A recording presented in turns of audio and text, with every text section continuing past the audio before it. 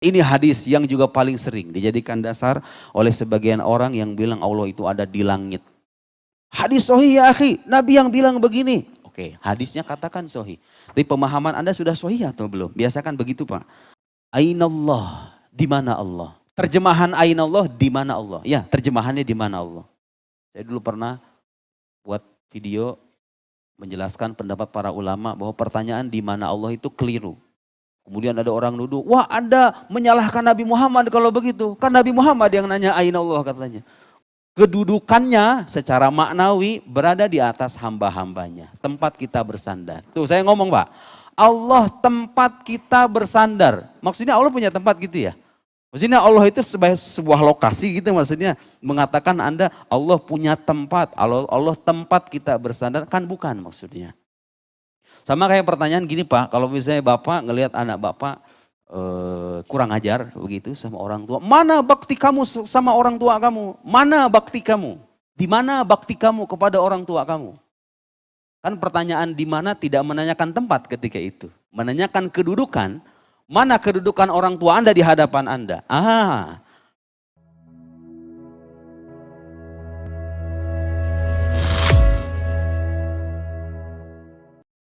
Terus kalau begitu setiap orang bisa memahami sunnah? Enggak bisa begitu. Setiap orang yang ahli boleh memahami dan memunculkan perbedaan pendapat yang ahli.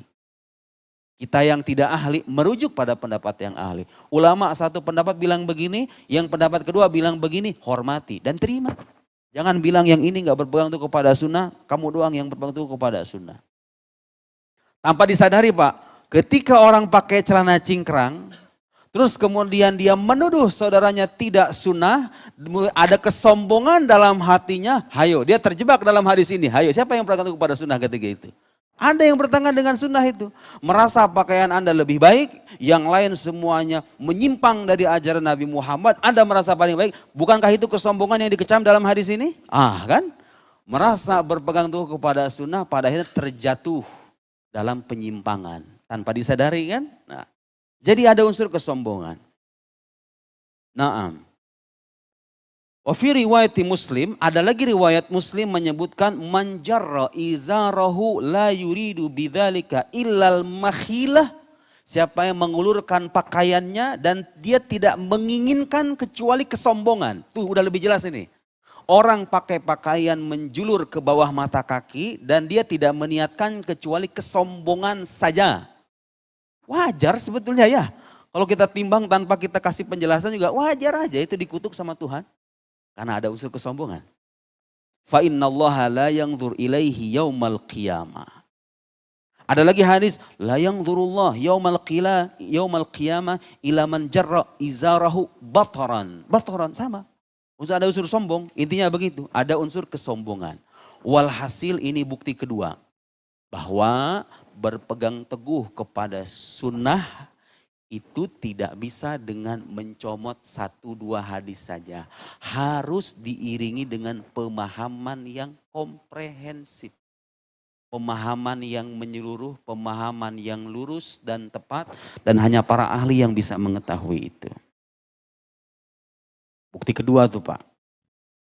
Bukti ketiga, ini hadis yang juga paling sering dijadikan dasar oleh sebagian orang yang bilang Allah itu ada di langit. Hadis sahih ya akhi, Nabi yang bilang begini. Oke, hadisnya katakan sahih. Tapi pemahaman Anda sudah sahih atau belum? Biasakan begitu Pak. Kalau ada orang nuduh kita gak merujuk hadis atau gak berpegang teguh kepada sunnah, biasakan nanya kayak gitu. Hadisnya oke sahih, ini pemahamannya udah sahih atau belum? Syekhul Islam Ibn Taimiyah yang bicara begitu. Syekhul Islam, oke, itu ulama Islam. Tapi kan ada ulama lain. Emang Syekhul Islam Ibn Taimiyah itu satu-satunya ulama ya? Enggak kan? Semakin luas orang wawasannya biasanya semakin mudah dia menerima perbedaan. Semakin sempit wawasan ya semakin sempit juga putusan dan pandangannya. Bagi dia ya satu ulama ini aja, yang lain gak bisa gitu loh, gak bisa begitu. Ibnu Taimiyah itu seorang ulama tapi bisa salah. Yang mengatakan salah siapa? Ya ulama lain juga, biasa saja. Terjadi dalam khazanah keilmuan Islam, terjadi perbedaan pendapat atau adu argumen antara para ulama. Hadisul jariyah, hadis seorang budak perempuan yang hadisnya sahih, hadisnya sahih. Dibawa jadi ceritanya ada seorang sahabat punya budak perempuan mau dimerdekakan. Ceritanya tuh begitu. Sebelum dimerdekakan pengen ngetes dulu keimanannya, dibawalah ke Nabi. Kira-kira begitu Pak intinya Mas. Sebenarnya hadisnya agak panjang, tapi saya ringkas begitu. Kemudian sahabat itu ini hadis yang sering dijadikan dasar oleh sebagian orang bahwa kita bertanya di mana Allah itu boleh. Dasarnya adalah hadis ini. Sahabat itu bertanya, ya Rasulullah, afala u'atiquha? Hadis panjang, saya potong aja. Rasulullah, apakah aku memerdekakan budak itu? Kata sahabat tadi, dia kan pengen ngetes imannya, pengen mastiin dulu. Kata Nabi, itu dia biha, kamu bawa aja nanti. Fa'ataitu biha, aku bawalah itu budak perempuan itu. Faqala laha. Nabi berdasarkan riwayat ini. Nabi nanya sama budak perempuan, peliharaan dia itu. Peliharaan buat tanda kutip ya. Karena zaman dulu ada perbudakan, sekarang udah gak ada. Ainallah, di mana Allah? Terjemahan ainallah, di mana Allah? Ya, terjemahannya di mana Allah. Saya dulu pernah buat video menjelaskan pendapat para ulama bahwa pertanyaan di mana Allah itu keliru. Kemudian ada orang nuduh, wah Anda menyalahkan Nabi Muhammad kalau begitu. Kan Nabi Muhammad yang nanya aina Allah katanya. Kalau Anda mengatakan pertanyaan di mana Allah itu salah, berarti Anda menyalahkan Nabi Muhammad. Coba itu segampang itu Pak. Segampang itu kita dituduh itu. Padahal yang mengatakan itu pertanyaan salah bukan cuma saya. Dari guru-guru saya, Gerencia Al-Azhar, ulama-ulama Al-Azhar mengatakan pertanyaan ain yang terjemahannya di mana itu hanya cocok untuk sesuatu yang bertempat. Di mana gelas? Di atas meja. Di mana Nuruddin? Di atas kursi. Boleh nanya begitu. Karena saya punya tempat dan kita semua bergantung kepada tempat. Allah ada sebelum adanya tempat. Dia menciptakan tempat dan sosok yang menciptakan tempat mustahil bergantung kepada tempat. Karena kalau Allah bertempat berarti dia punya ketergantungan. Muhal, mustahil. Itu penjelasan para ulama. Oke sekarang tapi ini hadis Ustaz, gimana penjelasannya? Hadis ini sahih. Kemudian jawaban budak perempuan tadi, fis sama, di langit. Tuh lihat. Kalau diterjemahkan secara harfiah, diambillah akidah Allah ada di langit. Itu kan? Berdasarkan hadis ini. Hadisnya sahih. Nabi kemudian bertanya, man ana, siapa aku? Dijawab oleh perempuan tadi, anta Rasulullah. Qala Nabi kemudian bersabda, a'tiqha, merdekakan budak itu, fa'innaha mu'minah, karena dia beriman. Satu hadis emang riwayatnya begitu Pak. Ternyata berdasarkan penelitian para ahli hadis, bukan saya hanya mengutip. Berdasarkan penelitian para ahli hadis, walakin bibu qaranat marwiyatil hadis yadhar anna hunaka riwayah ukhra. Ada riwayat lain, Nabi enggak nanya begitu. Pertanyaan Nabi kepada budak perempuan tadi itu, man rabbuk? Siapa Tuhanmu? Bukan di mana Allah. Ulama menjelaskan hadis yang tadi itu meskipun sahih sanadnya, tapi dia hadis yang syadz. Syadz itu artinya apa? Menyelisihi riwayat lain yang lebih sahih. Jadi bukan sabda nabinya yang kita tolak. Itu kalau Nabi bilang di hadapan kita langsung Pak. Gak usah banyak tanya. Mungkin hanya sedikit, Rasulullah maksudnya begini, udah selesai. Masalahnya kita hidup pada zaman 14 abad setelah beliau udah gak ada. Mau tahu ini maksudnya benar atau enggak itu harus tanya sama ahlinya. Gak bisa nanya Nabi langsung kan? Ada sih ulama-ulama yang wali-wali besar itu yang dikisahkan mereka kalau misalnya ragu dengan sebuah hadis, seperti Imam Suyuti. Itu dikisahkan dalam biografi kehidupan mereka, kadang mereka mimpi ketemu Rasulullah. Pengen mastiin ini hadis sahih atau enggak. Atau pemahamannya lurus atau tidak. Kadang dikisahkan juga sebagai ulama yang melihat Nabi yaqdzatan dalam keadaan sadar. Dan itu gak mustahil Pak. Gak mustahil. Perlu pembahasan tersendiri, bukan tepatnya di sini. Poinnya adalah ada riwayat lain, Nabi pertanyaan itu bukan ainallah, tapi man rabbuk, siapa Tuhanmu? Ini yang lebih tepat. Kemudian ada lagi riwayat lain disebutkan, ini banyak hadisnya ternyata. Ada riwayat lain juga sama menyebutkan man rabbuk. Nah ada riwayat di Musannaf Abdul Razak dan berdasarkan penjelasan Syekh Usamah kata beliau, hadis ini matannya lebih sahih. Matannya, teksnya. Jadi kesimpulannya, para perawi yang meriwayatkan peristiwa ini, bahwa peristiwa ada seorang budak datang Nabi nanya, terus budaknya ini ngejawab, itu mereka meriwayatkan bil makna, secara makna, bukan secara lafaz. Bisa dipahami ya, secara makna gitu loh. yang diriwayatkan oleh mereka secara makna. Karena ternyata dari riwayat-riwayat yang lain pertanyaan Nabi bukan ainallah. Pertanyaan lain yang Nabi ajukan di riwayat lain, atasyhadin alla ilaha illallah. Apakah engkau bersaksi tiada Tuhan selain Allah? Budak perempuan tadi bilang, na'am, ya.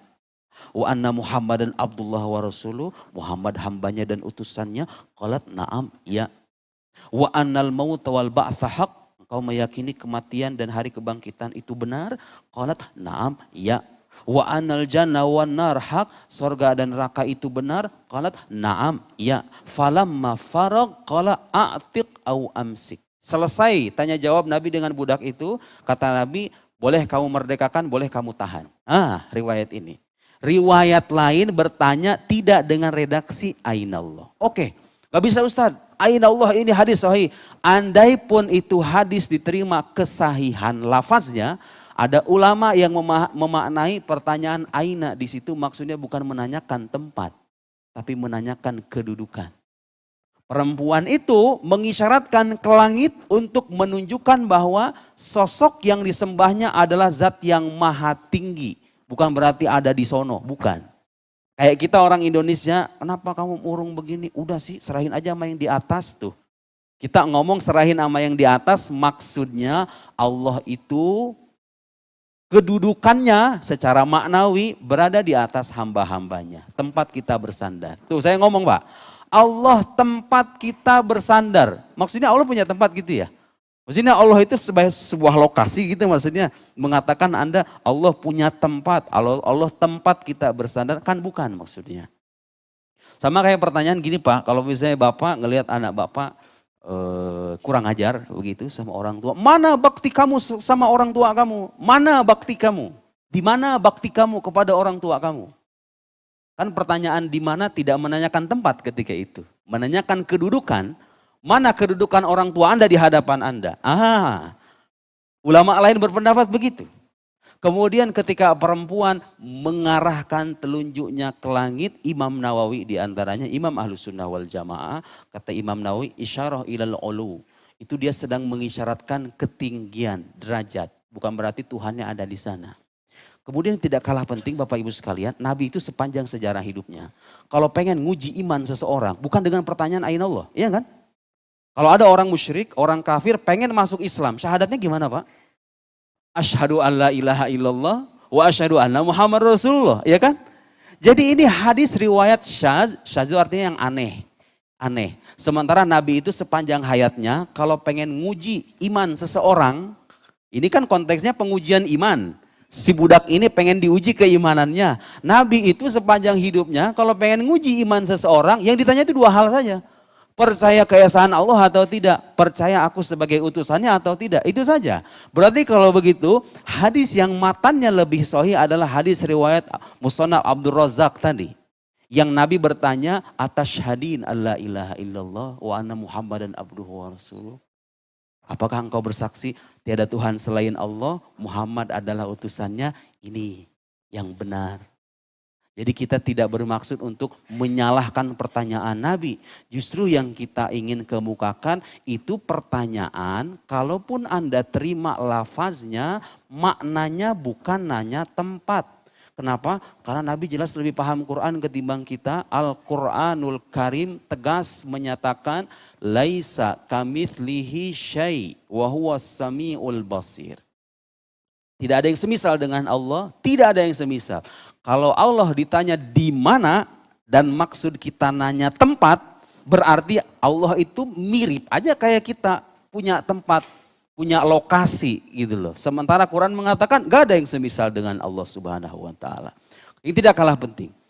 Kaidah dalam ilmu hadis, Bapak Ibu sekalian, hadis dalam tradisi Ahlus Sunnah wal Jamaah, idza rawa thiqatul ma'mun hadisan au khabaran muttasilal isnad rudda bi umur. Kalau ada seorang perawi thiqah, terpercaya, orang baik lah, orang soleh lah yang meriwayatkan sebuah hadis yang sanadnya bersambung, gak ada keraguan dalam sanadnya. Itu kata Imam Khatib Al-Baghdadi, itu hadis masih bisa ditolak. Bi umur dengan beberapa hal. Bapak tahu yang disebutkan pertama apa? ayyukhalif mujibatil uqul fayu'lam butlanuhu.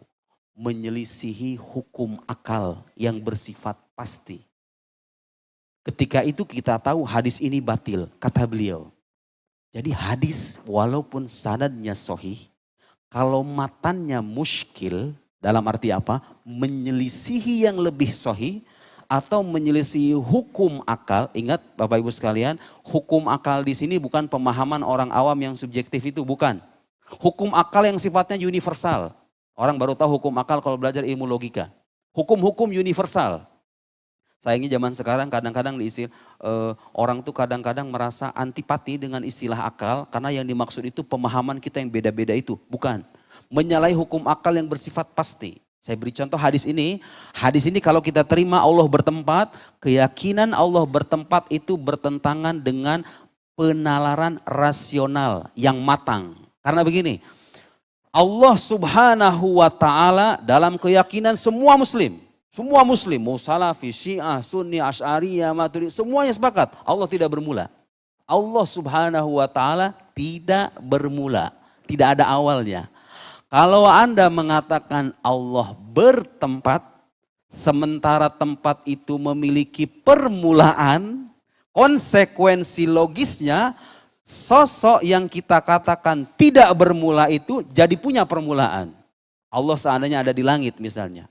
Langit itu tadinya nggak ada, kemudian ada. Kalau Anda mengatakan Allah ada di langit dalam arti duduk di langit, berarti Allah itu punya permulaan. Bisa nggak logika kita menerima kesimpulan Allah tidak bermula dan Allah bermula? Bertentangan dengan hukum akal yang bersifat pasti. Karena itu ulama, selama masih bisa diterima hadis ini kita terima, tapi maknanya yang kita luruskan. Jadi kita tidak menolak hadis Nabi kan ketika itu? Kita tidak menolak hadis Nabi, yang kita tolak adalah pemahaman yang salah menyangkut sunnah Nabi atau hadis Nabi sallallahu alaihi wasallam.